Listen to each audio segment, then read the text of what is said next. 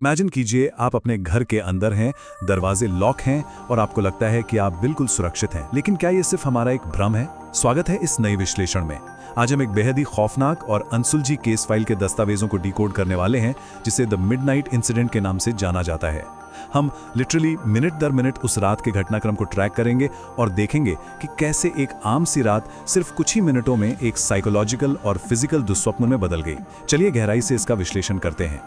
अब इस केस के दस्तावेजों में जो सबसे अजीब और अनसेटलिंग चीज मुझे मिली वो थी इस घटना के सबसे उम्रदराज गवाह यानी अर्जुन की दादी की एक चेतावनी।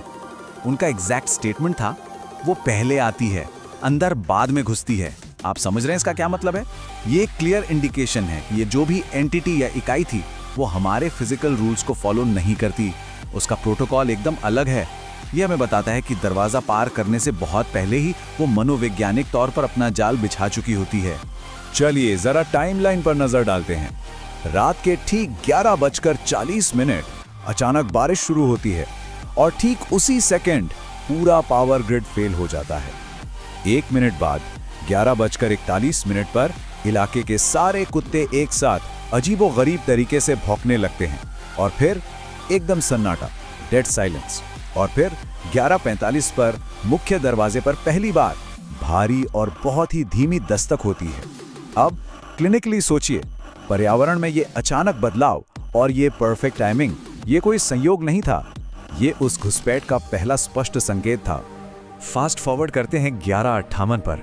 ये वो सटीक पल है जिसे द फर्स्ट ब्रीच यानी पहला उल्लंघन कहा गया है। दादी की इतनी सख्त चेतावनी के बावजूद अर्जुन ने प्रोटोकॉल तोड़ दिया। उसने मुख्य दरवाजा खोल दिया और बाहर गया था। बाहर का बरामदा बिल्कुल खाली था, कोई इंसान नहीं, जमीन पर पैरों का कोई निशान नहीं।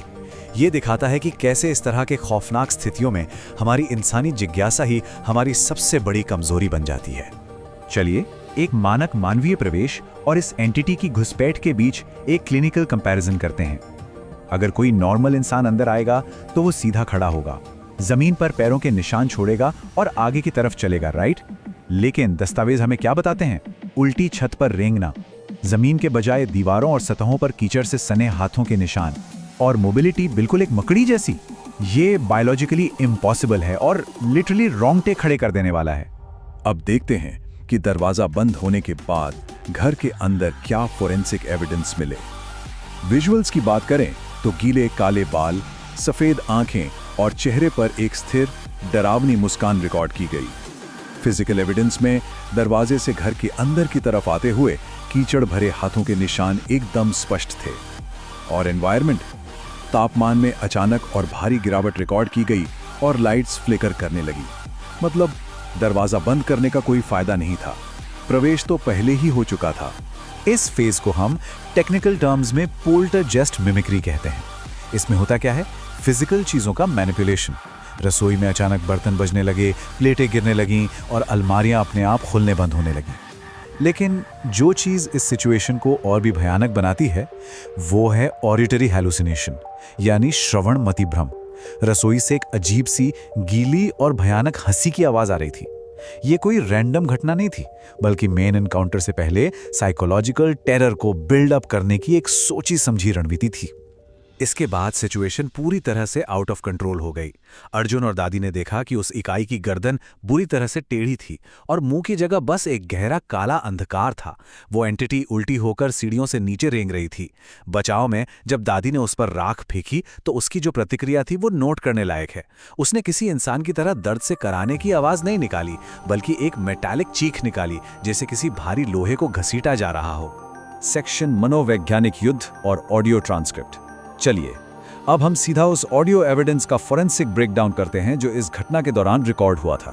ऑडियो में जो सबसे पहली विसंगति कैच हुई वो ये पुकार थी, अर्जुन मेरी मदद करो, मेरे पास आओ। अब आप सोच रहे होंगे कि इसमें अजीब क्या है? अजीब यह है कि इस इकाई ने अर्जुन की मां की आवाज की बिल्कुल परफेक्ट नकल की थी।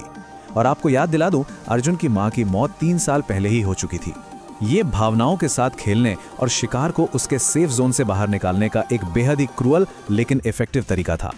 तो ये पूरा एक साइकोलॉजिकल ट्रैप था जिसे स्टेप बाय स्टेप एग्जीक्यूट किया गया। स्टेप 1, अर्जुन भागकर एक बेडरूम में खुद को लॉक कर लेता है। स्टेप 2, एंटिटी दरवाजे के ठीक बाहर खरोचने की आवाजें पैदा करती हैं। और फिर स्टेप 3, मास्टर स्ट्रोक। इकाई अचानक दादी की आवाज की नकल करने लगती है, जो कमजोर आवाज में मदद के लिए रो रही हैं। ये सब क्यों? ताकि अर्जुन पैनिक हो जाए और खुद अपने ही हाथों से अपना बैरिकेड तोड़ दे। अर्जुन लगभग दरवाजा खोलने ही वाला था। उसे लगा सच में दादी बाहर है, लेकिन तभी विजुअल ब्रीच। उसने दरवाजे के नीचे वाली दरार पर देखा। वहां से लंबे काले बाल अंदर की तरफ आ रहे थे और एक अकेली खौफनाक सफेद आंख उस दरार से सीधे अर्जुन को घूर रही थी। उस एक सेकंड में सुरक्षा का वो सारा भ्रम टूट गया। ये विजुअल कंफर्मेशन था कि बाहर जो कोई भी मदद के लिए रो रहा है वो इंसान तो बिल्कुल नहीं है। और जैसे ही अर्जुन ठिठका, उसे सच्चाई का पता चला। एंटिटी का टोन एक ही झटके में बदल गया। दरवाजा खोल। अब कोई रोना धोना नहीं था, कोई मिन्नतें नहीं थी। आवाज की फ्रीक्वेंसी पूरी तरह से शिफ्ट हो गई थी। अब यह एक बेहद भारी, सड़ी हुई और कमांडिंग आवाज थी। और इसके साथ ही लकड़ी के दरवाजे पर बहुत जोर जोर से फिजिकल हमले शुरू हो गए। यह एक परफेक्ट एग्जाम्पल है कि कैसे वो भ्रम से सीधे आक्रामकता की ओर शिफ्ट हुई। अब जरा इस टाइम स्टैम्प पर ध्यान दीजिए, ये बहुत क्रूशियल है। अर्जुन का फोन वाइब्रेट होता है और स्क्रीन पर टाइम है 11:59। सीरियसली, इतने सारे भयानक दृश्य, आवाजें, दरवाजे पर हमले और 11:58 वाले फर्स्ट ब्रीच से लेकर अब तक सिर्फ 1 मिनट बीता था। ये एक बहुत ही सिवियर साइकोलॉजिकल टाइम डिलेशन यानी समय विस्तार का केस है। उस घर के अंदर समय और रियलिटी के नॉर्मल रूल्स काम करना बंद कर चुके थे। और फिर घड़ी टिक करती है। 12 AM, मिडनाइट।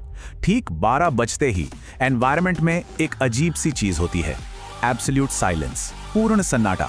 ना कोई बारिश की आवाज, ना हवा की, और ना ही दरवाजा टूटने की। एकदम पिन ड्रॉप शून्यता। और सच कहूं तो ये सन्नाटा किसी भी शोर से कहीं ज्यादा भयानक था, क्योंकि ये इस पूरी विसंगति के क्लाइमैक्स का सिग्नल था। और अब हम आते हैं सबसे आखिरी और सबसे डिस्टर्बिंग एविडेंस पर। कमरा अंदर से लॉक था, चारों तरफ सन्नाटा था, और तभी अर्जुन के ठीक पीछे से एक फुसफुसाहट आती है। तुमने दरवाजा 12 बजे से पहले खोल दिया। ये इस केस की सबसे बड़ी और अनसुलझी पहेली है। कमरा लॉक था तो वो एंटिटी उसके पीछे कैसे पहुंची? इसका सीधा मतलब है कि 11:58 पर वो मेन दरवाजा खोलना ही एकमात्र गलती थी जो अर्जुन ने की थी। ये हमें एक बहुत ही डरावने सवाल के साथ छोड़ जाता है। एक बार जो दरवाजे खुल जाते हैं, क्या वो कभी सच में बंद हो पाते हैं, या हम सिर्फ खुद को बंद कमरों में सुरक्षित समझने का झूठा दिलासा देते हैं?